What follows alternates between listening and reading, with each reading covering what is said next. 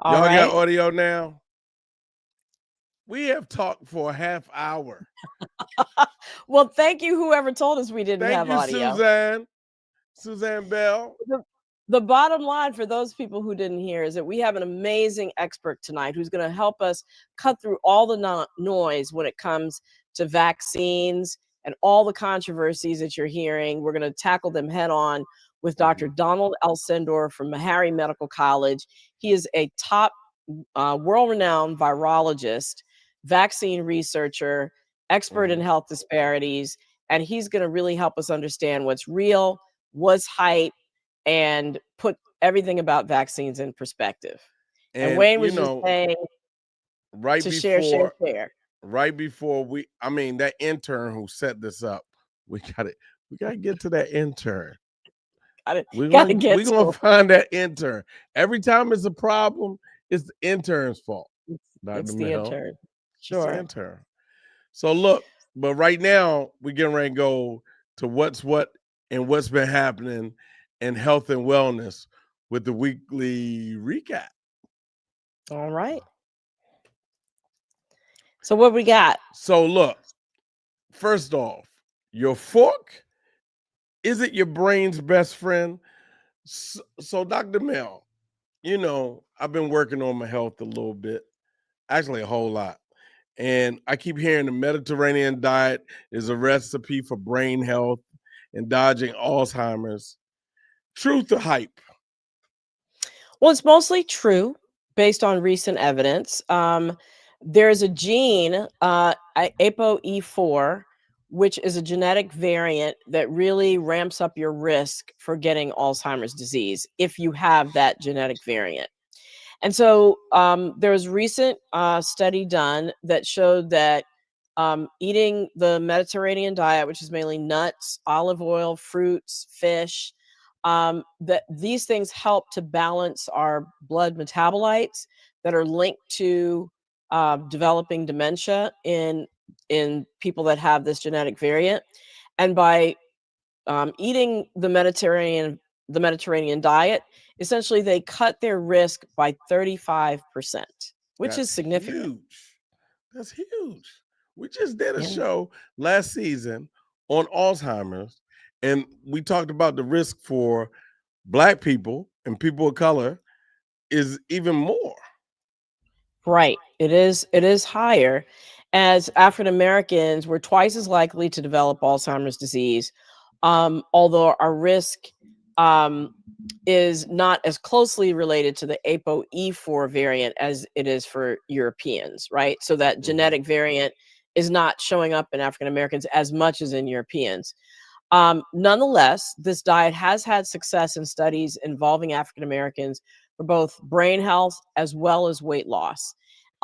So it also shows that even if you're a genetic carrier of something, genes are not destiny. What we eat and how we live definitely matters in our disease risk. Well, that's important for me, Dr. Mel, because my dad, he wore Lee jeans, and I wear different jeans. I'm sorry. I mean, it was an Alrighty easy then. setup. Put It a was an boom. easy boom boom. Psh. Look, number 2, AI ain't ready for prime time with medical advice. Dr. Mel, Okay. so I heard on NBC that's still reputable, that a Mhm. guy asked Chat GPT how to cut salt out of his diet and ended up in a hospital hallucinating. Is that a thing? So, yes, I saw the same story. It turns out that he developed a condition called bromism, which is caused by high levels of bromide, sodium bromide in the body, after he followed some bad AI advice. So, he basically asked AI, how can what can I substitute for table salt? Because he was concerned about hearing, risks of high blood pressure and other things that could result from high intakes of salt. ChatGPT advised him to switch to sodium bromide, and that's not really good for humans. And one of the side effects is hallucinations, which he ended up getting hospitalized for that and other things. So the other things were probably stupidity because sodium bromide is not for human consumption, right? So Correct. so the moral of the story is don't let AI write a check yo can't cash. Thank you for self-censorship. Yes, AI is not a nutritionist, AI is not a doctor. Talk to a healthcare professional about your health concerns or go to a recognized university or hospital website to look at their health education topics. And there you have it. That's the moral of the story. Yes. Moral of the story. Don't let Yes. AI write a check your can't cash. There we go. Self-censorship. So look, number 3, clear vapes are clearly hiding risk. Mhm. So Dr. Mel, as you will have it, you are on the cutting edge of all these topics. Because this happened this weekend. I saw somebody this weekend with one. I keep seeing these clear vapes everywhere. Companies are making it seem like clear vapes mean it's safer. What's up with that? So looks can definitely be deceiving. Clear vapes have little to no added flavorings, but that does not mean that they're safer than flavored vapes, which are not safe. So some still contain harmful chemicals like synthetic coolants that that make it easier to take deeper breaths and inhale deeper, and they can therefore, when these coolants hit your system, they can elevate your blood pressure, elevate your heart rate even more than the regular flavored vapes do, which are not good for you. Now, the flavored vapes, they they are fruity and candy like ones, right? Yeah. They appeal to the teens, right? Yes, and menthol in particular is popular among Black young people. The odorless synthetic coolants that I talked about, they make that Mhm. inhaling easier, like I said, so you'll take bigger puffs, you end up getting more nicotine and more chemicals.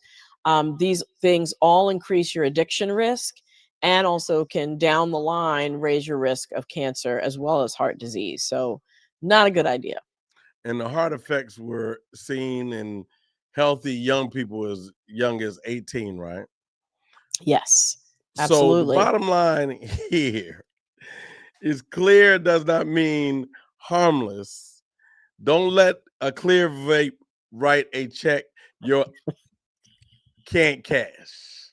So look, All right. let me Is that just the say this name of one. this I know we got show? to move on. I know we got to move Yeah. on. But look, I got to say this one thing. I was at a reunion of my fraternity, uh, Kappa Alpha Psi Fraternity Incorporated, Theta Theta chapter celebrated its 50th anniversary, and I was in a room with some young brothers, and one uh, clearly undergraduate brother who was in the Mhm. room. I guess he thought he was being cool and whipped out the vape in a Pulled it hotel room. out. First of all, Okay. you're not supposed to So it's smoke in any indoors. building Right. In in the Maryland. state. I don't even want to Yeah. say what state, but in this Right. state, you're not supposed Mhm. to smoke in any building. And he clearly thought that vaping wasn't smoking, but he pulled it out to be cool and pulled a vape. And I had to pull him aside and educate him on the perils of vaping. Mhm. But Good. I'm really, the glad. perils of vaping in a hotel that he wasn't paying for and that had other people's name attached to it. And you know what happens to people when they do that? The popcorn lungs, we talked about that Mhm. earlier, but we didn't Yeah. talk about the foot and the behind, because that will definitely happen to a young person who wants to vape in a room that he didn't pay for in a hotel. Well, I'm glad that you spoke to him both about the the illegality of it, but also about the health effects on his body, because that's what we're all about. Empowering people with things that they might not have known before so that Right. they can make the right decisions. So Right. You are now good empowered luck to that young brother.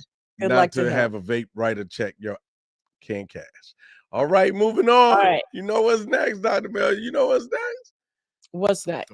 Is it Debunk. there we go. Stopping misinformation in its tracks. So I got a I got a text from Bobby butthead. And Bobby said, hold on, did we do that already? We did that one already, Dr. We Mel. did with that one. I Oh my believe God. You that know I what? think Hold it's on. We're Yolanda not finished. YouTube. We not. Here Didn't we you go. get a text The from Yolanda weekly YouTube? debunk. Okay. Stopping misinformation in its tracks. But Bobby Butthead said he got a text. So everybody on social media had a way to lose weight. And Yolanda, he watches Yolanda YouTube and swears by this apple cider vinegar cure that makes you drop 30 pounds in 3 months. I said, I don't know about that. Excuse me, Dr. Mel, is that true? So there is no solid evidence between apple cider vinegar and any sort of meaningful lasting weight loss.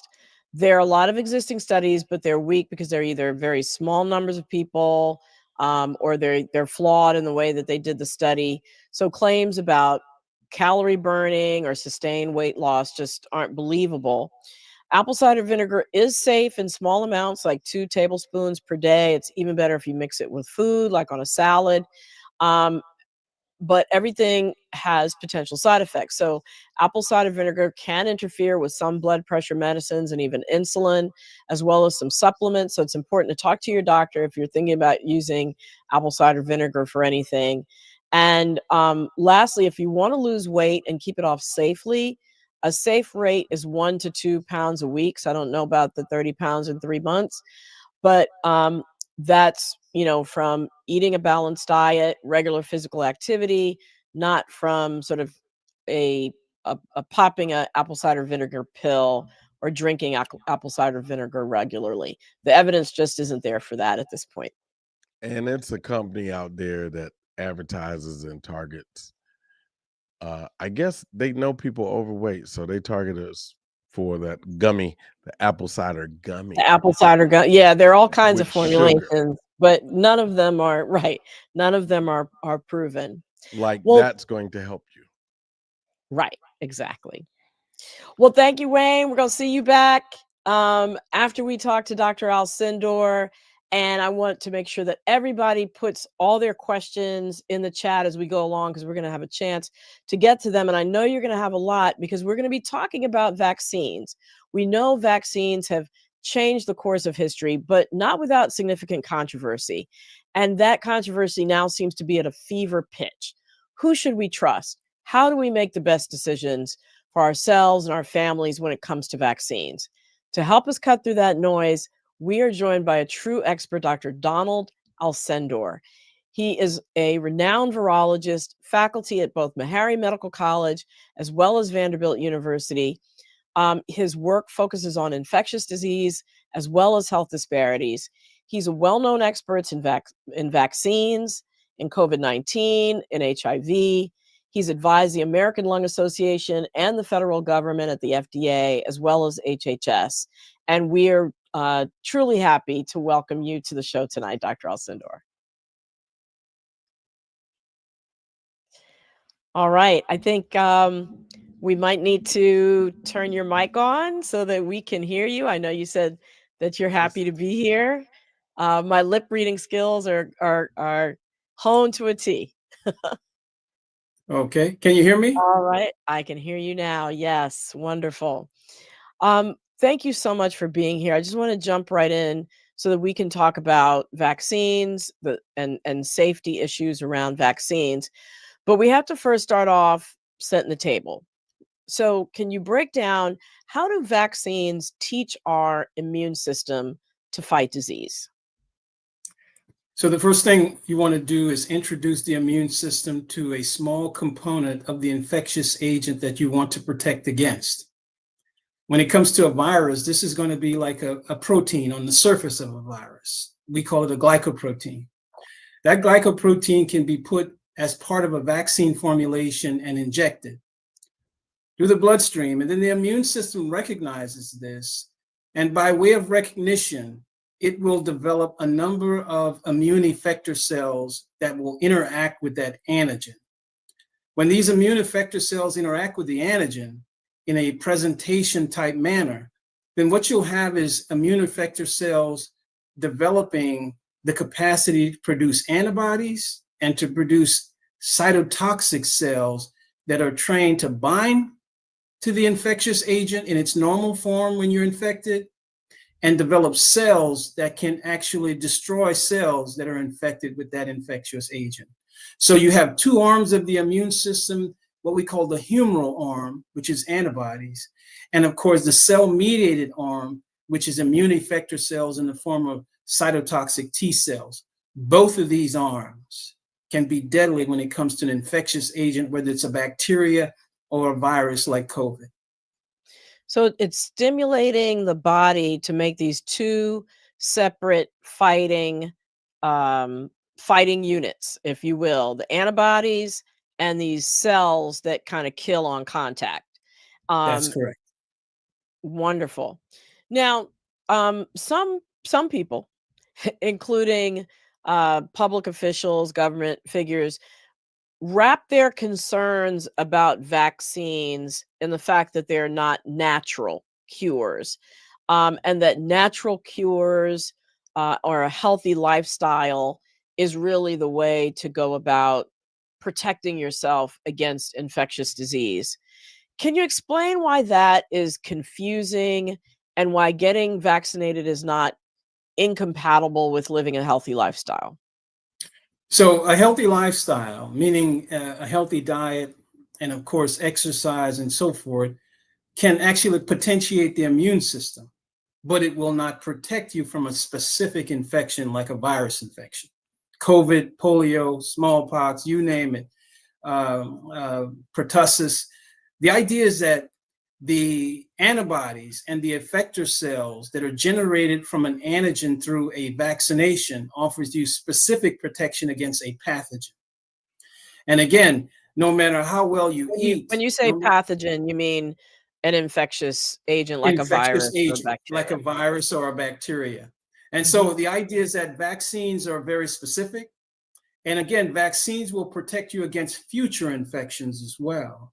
So the idea is that the memory cells from those, what we call B cells, and the memory cells, which we call cytotoxic T cells, they will remember that infection or that presentation through the vaccine, and they will respond in a very quick manner that's going to be very effective against an infectious agent actually infecting you.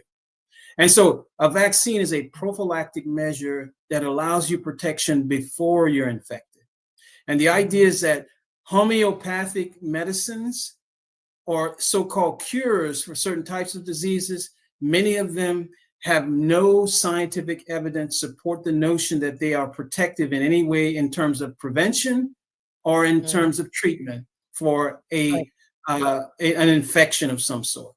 Right. Like vitamin A and measles.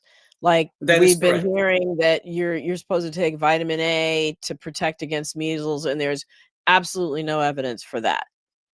That is Even though correct. vitamin A is natural, quote unquote. Yes, vitamin A can be natural. And again, the way people get vitamin A is through something like cod liver oil that will have high levels of vitamin A and vitamin D. And during the Texas outbreak of measles, there was reports told that vitamin A was an intervention for measles, and many of the parents went and got mega doses of vitamin A to give to children that they were expect to be susceptible to measles. It turns out that high mega doses of vitamin A can cause liver dysfunction, and many of these children had to be hospitalized because of taking mega doses of vitamin A. And a simple MMR vaccine, measles, mumps, rubella vaccine, would have done the trick. That is correct. And to date, as we speak here tonight, there has never been a death associated from an MMR vaccine in a healthy child.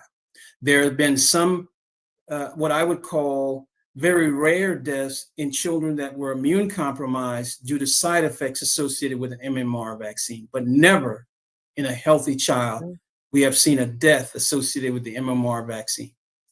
But we're seeing deaths with measles in unvaccinated children. That is correct. Yeah. That is correct.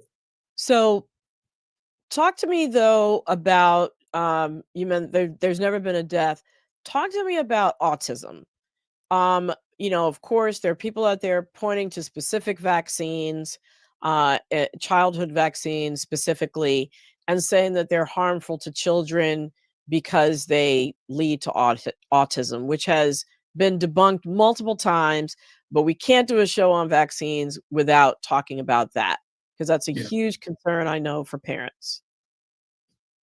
Yes. So I sat on the Vaccine Injury and Compensation Program for a long time. And the idea is that we were presented with cases that came from doctors that suggested that a child that got a vaccine developed autism over time.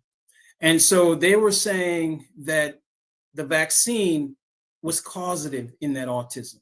And the idea is that they were saying that there were formulations within that particular vaccine that gave the child this particular outcome. So when we looked at all of the data, there was no data that supported a formulation component or the vaccine itself associated with causative effect of autism in children that received the MMR vaccine. And so to date, as we speak tonight, there is no data that supports the notion that a vaccine like the MMR vaccine causes autism. And so this was a common misconception that was drawn out by anti-vaxxers for a very long time.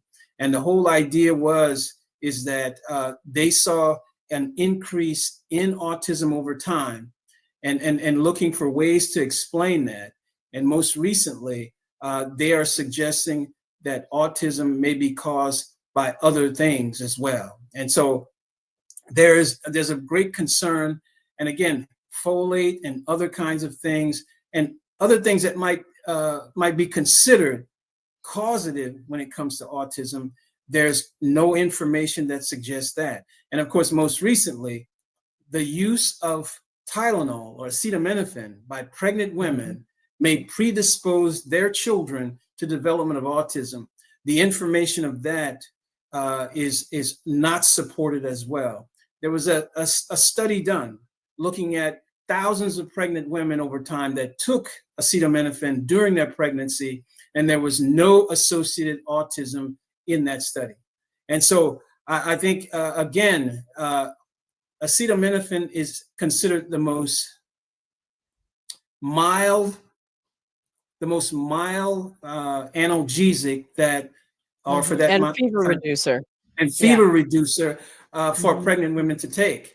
And again, there's nothing really better for them if they have to take it. But again, it's reported and found that taking acetaminophen for the shortest amount of time in the lowest doses is recommended for pregnant women. And again, when you hear top levels of government say, don't take acetaminophen because the possibility of your child having autism, then I think what you'll see is a lot of people coming forward, possibly with litigation, to support the notion that I took Tylenol during my pregnancy and now I have a child with autism. And so this becomes a scatter kind of event for the Department of Health in order to try and recover from misinformation that has been out there. Right. And people who have children with autism are always looking for reasons and treatments, and it's understandable, because you always want the best for your children, but there's just no evidence to link vaccines or Tylenol at this point to autism at all. And the idea of something that's causative versus it just correlates. Happy Meals, for example, have also increased in use in the same rate that autism has increased in use. It's just as filled with fallacy to say that Happy Meals are related to autism, right? That's so we just really have to be careful when things happen together, to be careful to not say one thing causes the other. Right. We saw this for COVID as well, where we saw a conflation between association and causation. And the idea is that you had a 99-year-old person getting a vaccine for COVID, and a week later they died. And so the idea is this: is that, was COVID the cause of that person dying? Was there something associated with age and a pre-existing condition? And again, how do you prove that? Now, in science, the way we would prove that is to look in the batches that that individual got, and follow people that got those batches that have the same health conditions, the age, and so forth. And do we see a correlation? And that's, in science, that's the way you look at trying to associate an event with causation. And so again, you know, when it comes to autism, autism is a multifactorial disease. And again, there's a genetic component. More than likely, there's an environmental component as well. Some of those things you simply cannot avoid. And so we don't believe that autism could ever be caused by one simple thing like Tylenol. Right. And I just want to be clear, you sat for years on the Division of Vaccine Injury and Compensation That at is correct. HHS. So you're speaking from a platform of having investigated and having multiple reams of evidence put in front of you to analyze, and absolutely no association. On the That is flip correct. side, yeah, on the flip side, tell us some of the diseases that have been wiped out or nearly wiped out through public health vaccine campaigns. So when we think about eradication, you have to think about an infection where there's no transmission of the infection, no ongoing continuous transmission of an infection for 3 years. That is defined by the WHO as being eradication of a disease.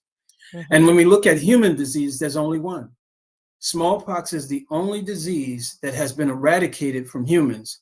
And the idea is that the last case of smallpox was in 1977. But again, in order to eradicate disease, what you're looking at is a tremendous vaccination campaign. You're looking at a tremendous amount of community buy-in.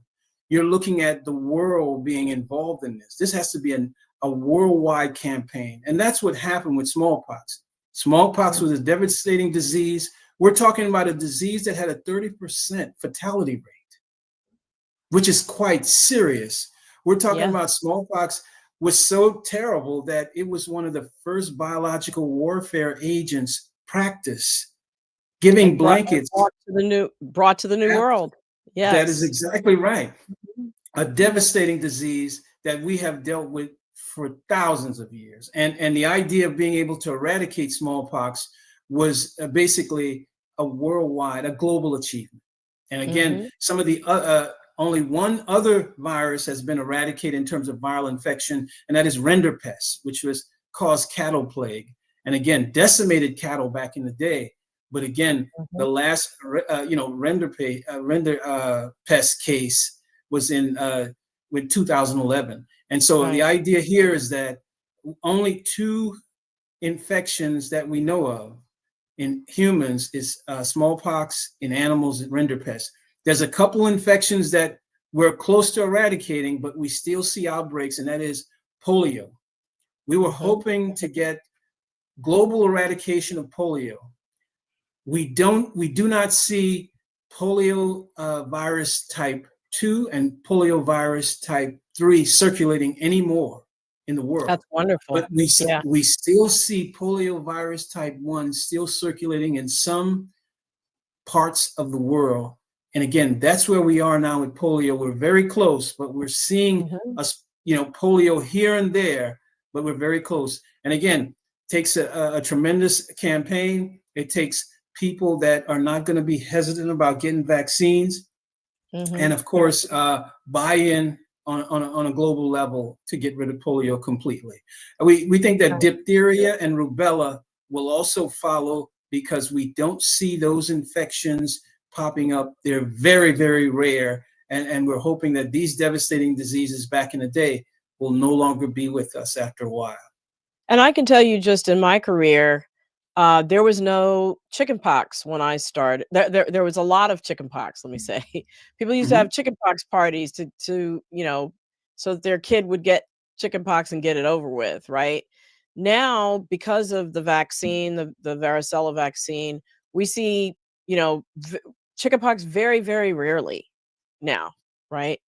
And then the same with measles. Again, we had almost gotten to a point where measles was extremely rare, but we Mhm. seeing it come back in communities where vaccination rates have dropped. Can you talk That us is a little correct. bit about why is it that when vaccination rates drop, we're susceptible to having things come back, like measles, for example, that we're seeing these outbreaks now?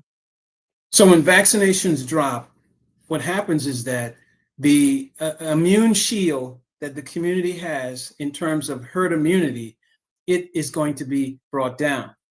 And it's going to be brought down because you have new people coming into the population, new children are being born. Okay. And again, what's happened is that over time, immunity for some people will wane over time, and then they will be susceptible.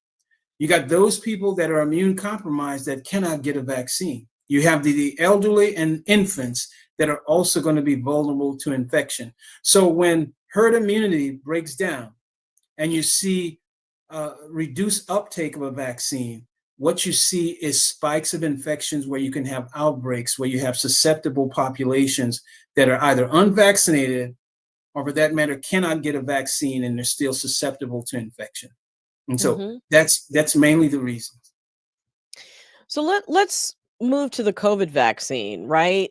A lot of people think COVID is just a cold now.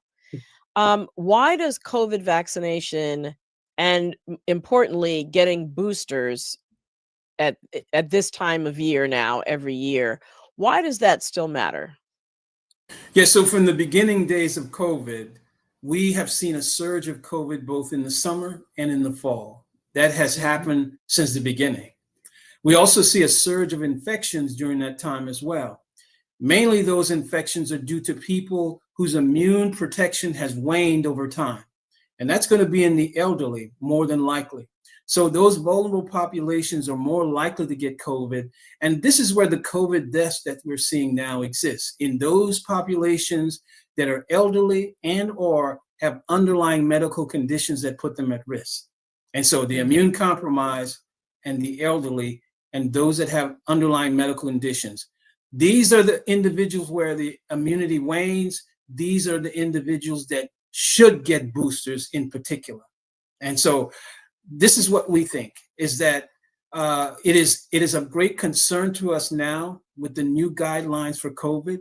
We know that the new vaccine that would be the booster for COVID right now has been approved. That is the 2025-2026 Mhm. COVID vaccine has been approved. However, with new policies put in place, they're saying only people over 65 years of age and people that are at high risk for infection that would have serious disease are now eligible for that vaccine.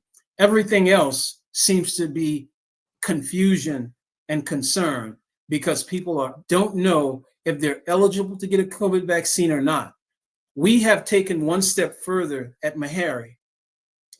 Walgreens is coming to Meharry on October 9th to vaccinate the whole institution. And Okay. again, this is with COVID, flu, pneumococcal, Tdap, shingles, RSV, and of course, hepatitis B. So they will come with 7 different vaccinations. We believe that COVID is still alive and well, and that those high risk populations should be boosted, along with other people as well, because if they're unvaccinated and their immune protection has waned, regardless of age, regardless of condition, they should be boosted for COVID. And Right. so, again, it's about who you protect in the community because you're not a person that's going to spread the infection. That's how you protect communities that are vulnerable. And of course, particularly those individuals, because of being allergic to something in the formulation of the vaccine, or for that matter, being immune compromised or having a clinical condition that doesn't allow them to be vaccinated, they need to be protected as well. Right. And nobody wants to get long COVID. We have seen that there's evidence that getting vaccinated decreases the risk of long COVID, which can happen to anybody, That's correct. regardless of risk factor, age, severity of the infection. And so you do want to get vaccinated and boosted so that you can decrease your risk of long COVID. I think that's gotten lost in all the confusion. And the It other did. thing I think it's important for people to know is that you can still get vaccinated for COVID. Most insurances still cover vaccination for COVID, even if you're Mhm. not in the sort of the new guidelines around eligibility. So if you still want to get vaccinated and boosted for COVID, check with your insurance. They cover it, and also check with your pharmacy if you're going to a pharmacy to get it, to make sure that that you don't require a prescription. Um, Yeah. most most states, I know Georgia is an exception, but most states allow you to get a COVID vaccine now without a prescription. But just double check for your state and check with your local pharmacy. Yeah. I want Um, to say something about long COVID just very mhm, quickly. It turns out that every time you get COVID, you have the chance of developing long COVID. However, if you've been boosted, that chance is dramatically reduced. So, in terms of people that got an infection with COVID, about 1 in 10 would get long COVID. But when they've been boosted or been vaccinated, that goes to down to about 3 in 10. wow. About 3 times less than Right, if you were not. Uh, right. Vaccinated. And so it turns out that getting a vaccine allows you to clear any residual virus in your system. And again, long COVID has always been associated with people that were hospitalized for COVID. People that had severe disease are more likely to get long COVID. And so, again, staying out of the hospital, more than likely, you're less likely to get long COVID. And of course, long COVID can happen to children as well as adults. Right, exactly. I want to get one last question in before we open it up to the audience, and that's AI. AI is in everything, in every conversation now. How do you see AI figuring into this whole vaccine conversation, um, either from new vaccines or tracking disease outbreaks? What's the future? Yeah, I think AI has a lot of things that makes the future very bright when it comes to vaccines. We saw the mRNA vaccine platform change vaccine production in very many different ways. And I think AI can just add to that. A subset of AI is called machine learning. Machine learning can predict changes in data over time, and it can Mhm. predict changes in viral variants over time. So Mm. those viral variants, as a virus change through evolution of these subvariants, what can happen is that AI can predict those changes for the future. And if you're Mhm. able to predict subvariant changes in subvariants in terms of nucleic acid changes, particularly within the spike protein of the coronavirus, then what you're able to do is to get ahead of any kind of emerging variants that likely to cause a pandemic. Now, this is the same thing for bird flu. You see what I'm saying? So it could be Yeah. done for any kind of virus that represents an emerging threat to Mhm. the community. And so doing that, I think, can be very important. The other thing that AI can do is that it can kind of predict when a vaccine will work against a particular infection as well. And this Okay. is a situation where the combination of mRNA technology and AI, we may have a chance to develop a vaccine for HIV. And this would be a Wow. groundbreaking moment. And the idea is that this would be something that would be a game changer. Of Something, course. a vaccine for HIV that would be effective and safe. And so we've Mhm. never seen that in the history of this country since the beginning of the HIV pandemic back in the early 80s. And so the possibilities are through the roof when it comes to AI and using Yeah. machine learning to predict changes in nucleic acids as a virus replicates, and you see these variants within a virus family change over time. So we can be ahead of the changes that viruses inevitably go through that could potentially make them deadlier. And if we know That's right. that in advance, we can develop a vaccine in advance of That that. is correct. And if we know exactly what antigens are important to protect you against HIV, the predictive value of machine learning, the machine learning component of AI, may provide us with that tool as well. So, in That's the exciting. last few Yeah. years, we have seen vaccines that we have been trying very hard to make. And now the possibility is there. One of the things about the mRNA vaccines that were very, somewhat of a breakthrough is we saw vaccine protection at levels in the mid-90s. We have very few vaccines that have effectiveness up in the mid-90s. And so to have vaccines that are in the mid-90s in terms of effectiveness, the possibility of having a flu vaccine that is better than 46% or 50% or sometime even in the 30s, we may see better outcomes in terms of protection because the vaccines are more effective. Yes, absolutely. Well, thank you, Dr. Alcendor. I know that there are folks out there that have questions. We're going to go to Wayne to see what's been put in the chat that he can surface to us.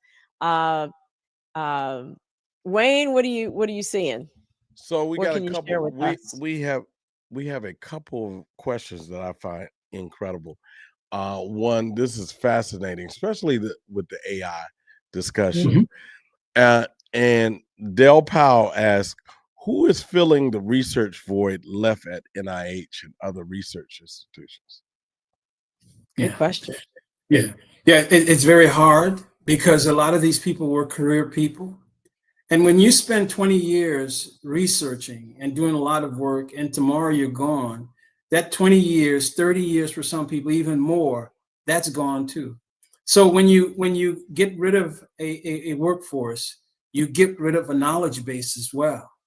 And when you get rid of a knowledge base, the gap within that knowledge base for all of the research projects and programs that are ongoing is lost. When you say that you're not going to fund mRNA vaccine development or technology, you're saying a lot, because this could put us at risk for epidemics to come. And again, there's a lot of information that suggests that we will experience more epidemics. Getting ahead of these epidemics are very important. The development of mRNA technologies was developed 10 years ago. You know what I'm saying? And being able to be a modular type of construction, meaning that within a matter of weeks, you can reconfigure an mRNA vaccine for something that has changed very quickly. We see that now here with COVID, meaning that within a matter of a few weeks to a month, we can reconfigure a modular mRNA vaccine to change in ways that these subvariants would change. We have seen a virus that changes relatively easy. And we have been able to say, okay, using mRNA technology, we can keep up with the changes that these subvariants present us with as part of this ongoing COVID pandemic. And all that knowledge, right, to your point, has been, I won't say eradicated because there are private companies that are still doing it, but our scientists that were funded through NIH that are working on that is a huge gap. It's a huge gap. That's correct. And again, the NIH is to support the public, meaning that the NIH and the scientists there are generating things to support public health, you see. Now, companies, they're doing something else, but the NIH is funded by the federal government, by our tax dollars. And again, this has developed therapies and interventions to support public health. And that is their mission. You see what I'm saying? And so companies, their mission might be very, they might have money in mind. You can't say it, I can say it. The views of Wayne Bruce are attached to Wayne Bruce, not anybody else. You can't say it, I can say it. Anyway, got another question. Here's number 2, and it comes from Daphne Jones. And she says, since Florida has banned vaccines, how long will it take to see the repercussions? Have they banned vaccines? Yeah, I think there's a time limit on that. I don't think the banning has been done, but hypothetically, if a state banned vaccines. So the idea is that the Surgeon General in the state of Florida has made a comment in that they are supporting people to have their own choice to give their children vaccinations to go to public school. And again, there's a time limit for that to take effect, and we'll see if that really happens. But what we have to do is think about what vaccines have done for us over the years. Back in the day, going back to the 1850s, vaccinations were compulsory because smallpox was a devastating infection, meaning that your wife and husband, if they did not vaccinate a child by the time it was 3 months of age for smallpox, they could be fined or imprisoned. Wow. That's compulsory vaccinations.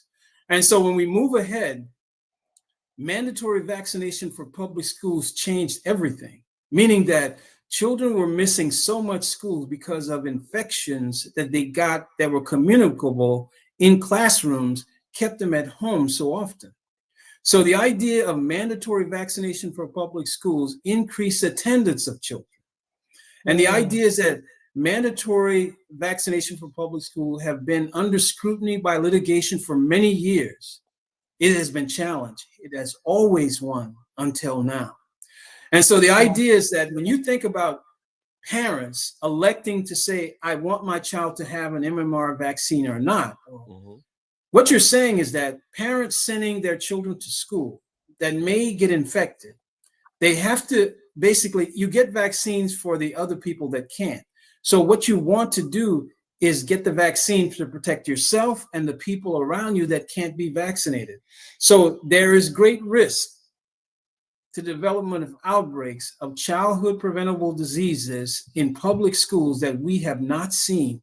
And what we're seeing is evidence of that now with measles. We've also seen a whooping cough outbreak as well. And the idea is that those infections that have been held at bay by routine mandatory vaccinations can start to pop up as outbreaks across the country, and like nothing we've seen in places like Texas. We're talking about 3 deaths associated with measles. The last time we saw a single death associated with measles was 2015, 10 years ago. Yeah. Wow. So I've taken care of an infant with whooping cough. People probably don't even know what whooping cough is. That's right. That's right. But it can be deadly because the child is coughing so much that they can't eat. And so they get dehydrated and can die in that way, right? A lot of these diseases, the reason I think that this litigation is successful is because vaccines have been so successful in knocking out a lot of these diseases that people forget the horror of what it's actually like to have polio. That is correct. Or the horror of having a 2-month-old have whooping cough. They just don't know because they've never seen it before. So it's theoretical, but it's a real thing. It's a real thing. Millions of people died from these things before. That is correct. That is correct. I talk to parents and I talk to them about vaccinations, and I ask them if you have children that go to school, and they all tell me yes. And I said, when is the last time your child came to you after getting a vaccination at the pediatrician and tell you that they had an adverse event associated with the vaccine? I never hear anything in those crowds. And the reason being is that it's because of vaccines. And I explained to them that vaccines are one of the most highly scrutinized public health interventions that we have ever seen and will see. And again, it's believed that we live 30 years longer than we did 100 years ago, in part to vaccines. You have to think about all the children that died of polio, children that died of measles, mumps. Children died of mumps back in the day when we didn't have the MMR vaccine. And I asked medical students, and I say to all of them, and I teach in the medical school and the dental school, I asked the dental school students, I said, how many of you in here have heard of a child dying of mumps and measles? None. But I said, you ask your grandmother and she will remind you of the time when that happened. And the reason we don't know about this in our current day is because that MMR vaccine, MMR vaccine is 97% protected. Wow. Yeah. So we have had the speed round. I think we we had the can get speed one round more right here. one more question. One more in. question. Yeah. Okay. And yeah, we got to wrap it up. And this comes from Ndidi Marcus. And Ndidi asks, what virus or potential pandemics are you keeping an eye on right now, domestic or international? Yeah. So first of all, COVID. We're still seeing subvariants of the Omicron virus develop.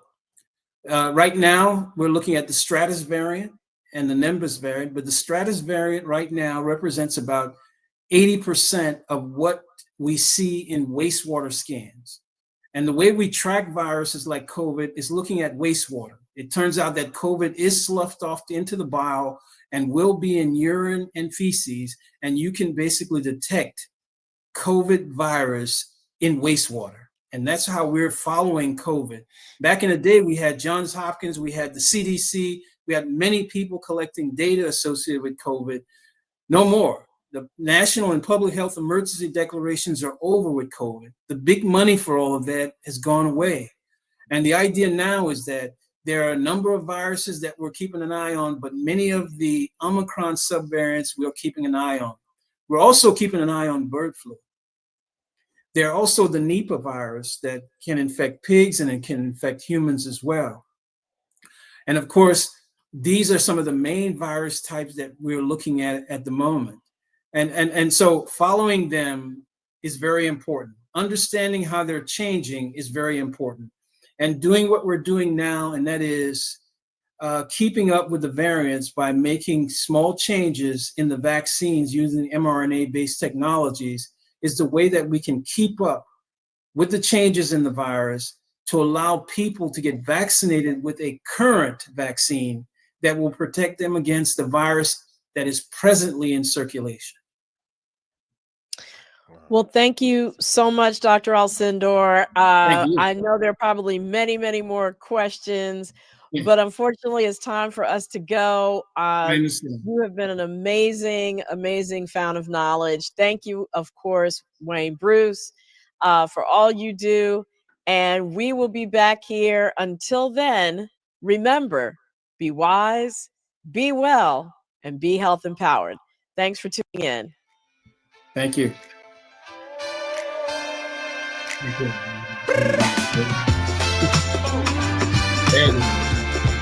Thanks for having me.